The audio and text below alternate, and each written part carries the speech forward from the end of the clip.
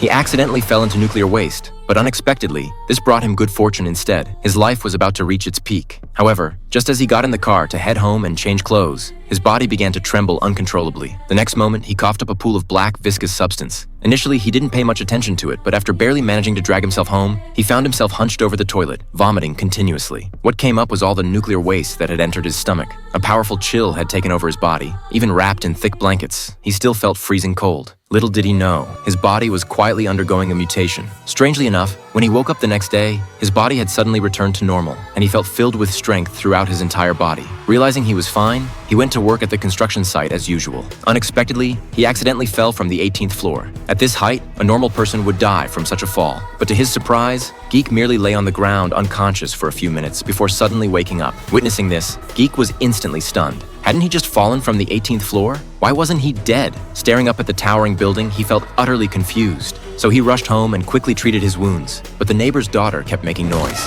Annoyed, he punched the door, intending to scare her, only to punch straight through the security door. Only then did Geek realize something was abnormal about his body. To test his theory, he pulled out his wardrobe and, with a gentle push, sent the several hundred-pound wardrobe flying. Next, he targeted the radiator. With a light tug, he tore it right off the wall. Then, with slight pressure from his hands, he instantly bent the radiator. It seemed that after falling into the nuclear waste, he had awakened some kind of superpower. To further verify this, penniless as he was, a bold idea immediately came to mind. Under cover of night, he put on a mask and headed straight to an ATM. He pounded furiously around the machine and ultimately ripped the several hundred-pound ATM right out of the wall. Finally, he carried the entire ATM home. He then prepared to change the dressing on his shoulder wound. But to his amazement, the previous wound had miraculously healed. He suspected the nuclear waste in the river had caused his body to mutate.